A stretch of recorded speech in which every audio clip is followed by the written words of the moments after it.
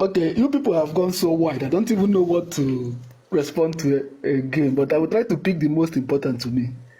You see, there are some things, like when I joined you, you were talking about, like when I told you about, let's vote and don't fight people that voted because they came out to vote.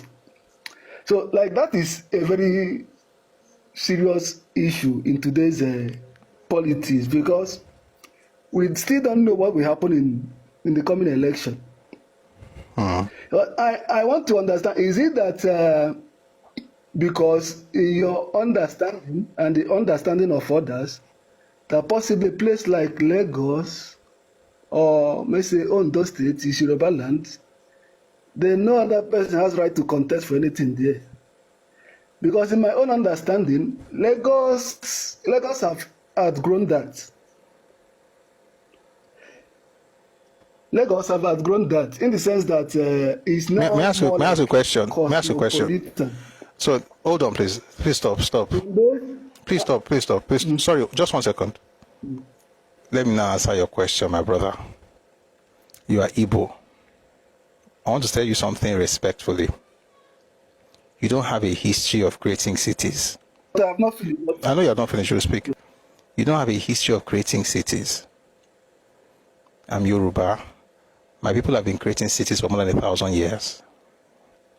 Not one city we have created in 1,000 years, there's not one that has not attracted people from different places. The idea of attracting non-Yoruba to our space did not start with Lagos. That cosmopolitan thing you mentioned means nothing. We have always been cosmopolitan. Our city, we had a city that was built in the 1000s.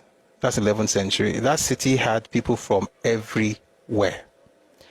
It was so huge that reports of that city somehow found its way to North Africa through Mali.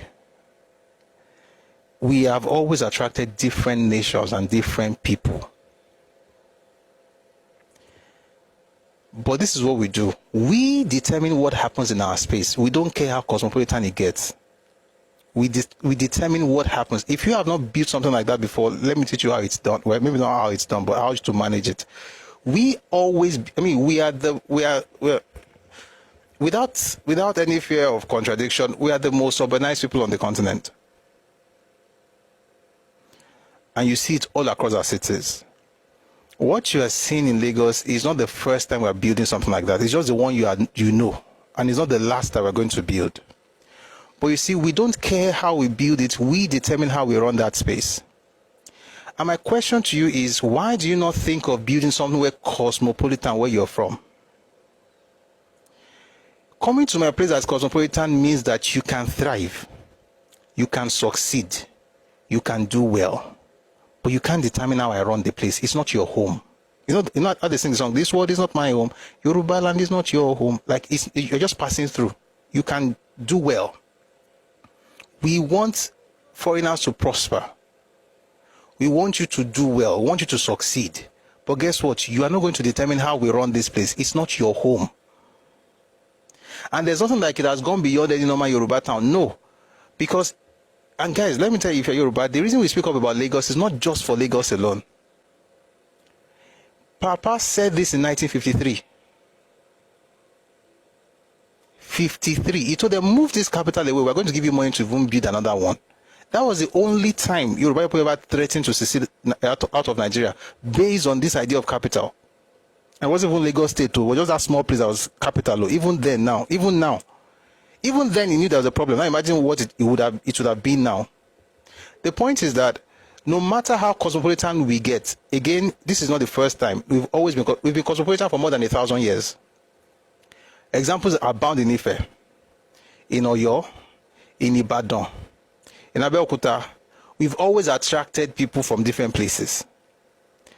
Even when they were building Ilorin, the idea was to eventually come up with, that was what Afoja was doing essentially. He built a new capital to start a new empire. Listen, we are a city building people, but we determine how we run this space. If you have a problem with that, my question to you is that, why? And don't tell me that, why can't you just open it up? My question is that why don't you have a place like that in your own side? Why not build something like that where you are from?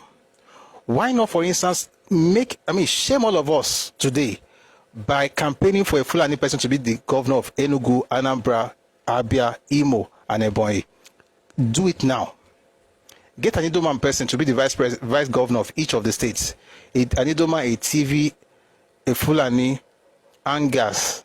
We are saying in the north.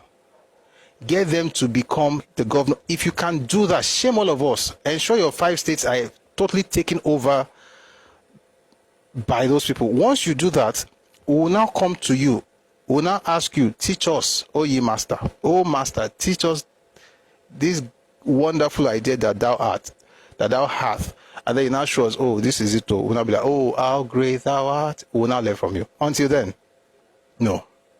So there's nothing like go and build something, then shame us by giving us an example. We'll now learn from you. We'll now be shouting, how great thou art. Thank you very much for the answer. And by the way, this thing that we're talking about, people not allowing people to vote, it happened in the East. This last election, Igbos were beaten by Igbos for not voting P2B. Pastors were threatening people that if you don't vote for P2B, I'll beat you. People were being beaten physically. Gunshot if you're not voting for LP. Why do you guys never mention that? Why is it always about Lagos? Meanwhile, the thing they did that time, they will still beat them again next election because they know they learn. I'm just telling you. You can respond and then we'll move on. Thank you very much.